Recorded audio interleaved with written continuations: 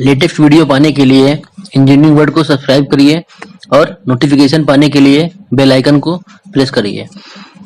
दोस्तों, इस वीडियो में हम लोग जानेंगे कि बॉयलर की कमीशनिंग करने के दौरान कैसे बॉयलर के स्टीम लाइन में स्टीम ब्लोइंग किया जाता है। साथ साथ जानेंगे स्टीम ब्लोइंग करने का डिफरेंट मेथड जो है। ब्लोइंग को डिटेल में जानने के लिए वीडियो को स्किप ना करके एंड तक देखते रहिए।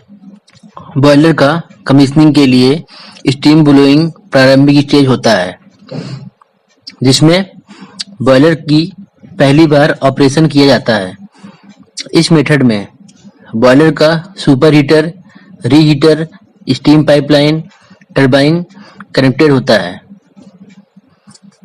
इस सारे पाइपलाइन में कंस्ट्रक्शन करने के दौरान जो वेल्डिंग किया जाता है, वेल्डिंग की वजह से जो स्लैग पार्टिकल होता है, जो लूज मटेरियल होता है पाइप के अंदर में, उसको क्लीन किया जाता है स्टीम ब्लोइंग प्रोसेस से। स्टीम ब्लोइंग प्रोसेस में हाई ड्रैग फोर्स जो कि अप्लाई किया जाता है पाइप के सरफेस के ऊपर।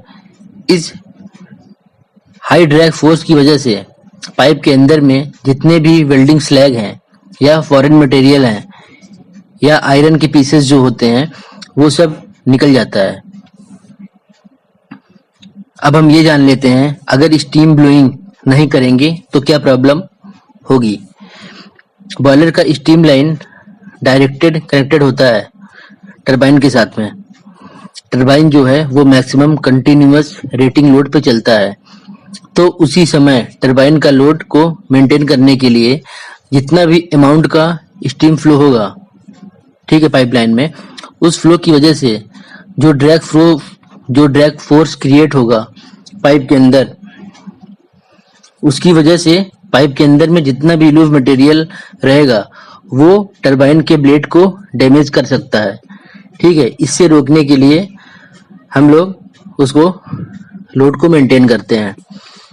पाइपलाइन में स्टीम ब्लोइंग करने के दौरान ड्रैग फोर्स क्रिएट होगा पाइप के अंदर में, और टरबाइन का maximum continuous rating load maintain करने के लिए पाइपलाइन के अंदर जितना स्टीम फ्लो होगा उसकी वजह से जो ड्रैग फोर्स क्रिएट होगा, दोनों के बीच का जो रेशियो होता है उसको हम लोग क्या कहते हैं, डिस्टरबेंस फैक्टर कहते हैं।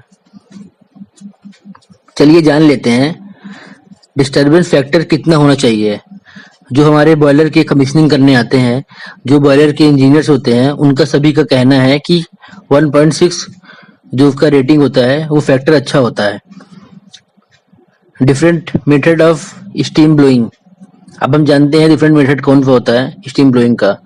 जनरली स्टीम ब्लोइंग दो तरह का होता है। पहला हो गया पफिंग मेथड, दूसरा हो गया कंटिन्यूअस ब्लोइंग मेथड।